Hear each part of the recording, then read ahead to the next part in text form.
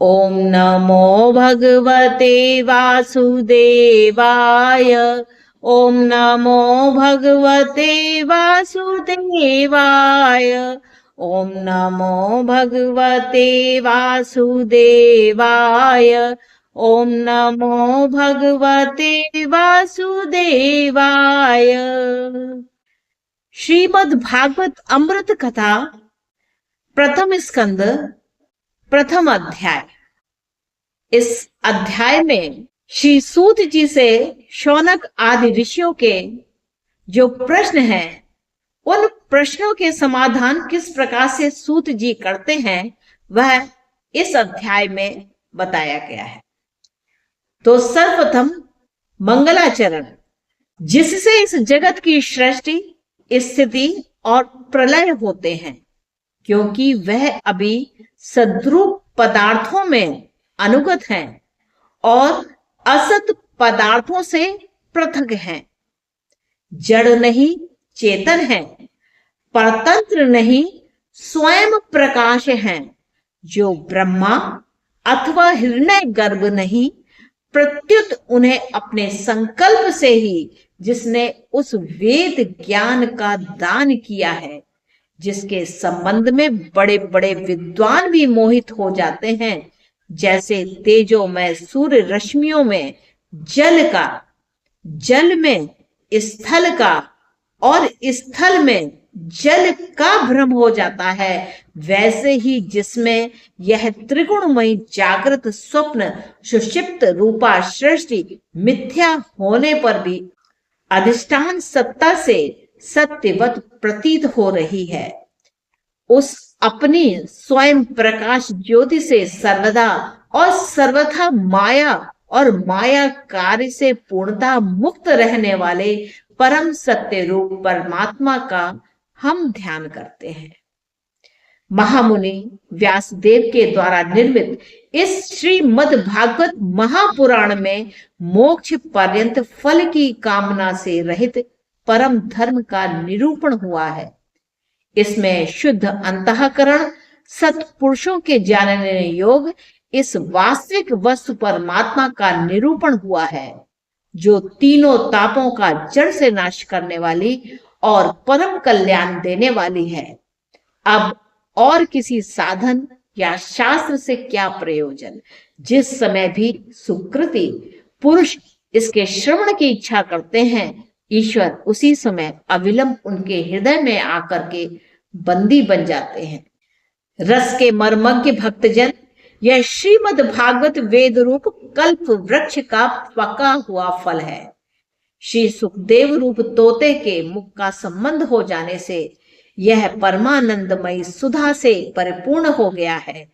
इस फल में छिलका, गुठली आदि त्याज्य अंश तनिक भी नहीं है। यह मूर्तिमान रस है।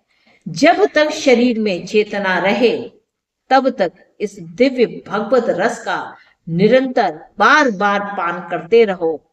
यह पृथ्वी पर ही सुलभ है और कहीं नहीं। कथा प्रारंभ होती है।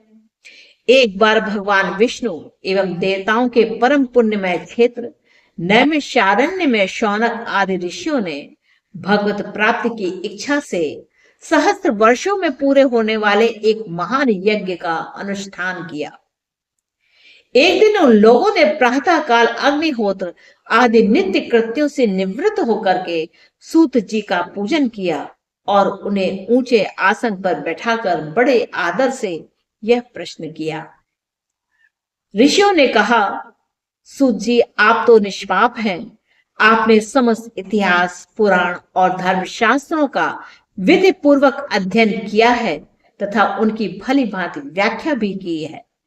वेद वेताओं में श्रेष्ठ भगवान बादरायण ने एवं भगवान के सगुण निर्गुण रूप को जानने वाले दूसरे मुनियों ने जो कुछ जाना है, उन्हें जिन विषयों का ज्ञान है, वह सब आप वास्तविक रूप में जानते हैं। आपका हृदय बड़ा ही सरल और शुद्ध है। इसी से आप उनकी कृपा और अनुग्रह के पात्र हुए हैं। गुरुजन अपनी प्रेमी शिष्य को गुप्त से भी गुप्त बात भी बता दिया करते हैं। आयुष्मान, आप कृपा करके यह बताइए कि इन सब शास्त्रों, पुराणों और गुरुजनों के उपदेशों में कलयुगी जीवों के परम कल्याण का सहज साधन आपने क्या निश्चित किया है? आप संत समाज के भूषण हैं। इस कलयुग में प्रायः लोगों की आयु कम हो गई है। साधन करने में लोगों की रुचि और प्रवृत्ति भी नहीं है। लोग आलसी हो गए हैं। उनके भाग्य तो मंद है ही, समझ भी थोड़ी है। इसके साथ ही वे नाना प्रकार की विघ्न बाधाओं से घिरे हुए रहते हैं। शास्त्र भी बहुत से हैं, परंतु उनमें एक निश्चित साधन का नहीं है। अनेक प्रकार के कर्मों का वर्णन है, साथ ही वे इतने बड़े हैं कि उनका एक अंश सुनना भी कठिन है। आप परोपकारी हैं। अपनी बुद्धि से उनका सार निकालकर प्राणियों के परम कल्याण के लिए हम श्रद्धालुओं को सुनाइए, जिससे हमारे अंतःकरण की शुद्धि प्राप्त हो सके। प्यारे सूत जी, आपका कल्याण हो। आप तो जानते ही हैं कि यदुवंशियों के रक्षक भक्त वत्सल भगवान श्री कृष्ण वसुदेव की धर्म पत्नी देवकी के गर्भ से क्या करने की इच्छा से अवतीर्ण हुए थे, हम उसे सुनना चाहते हैं।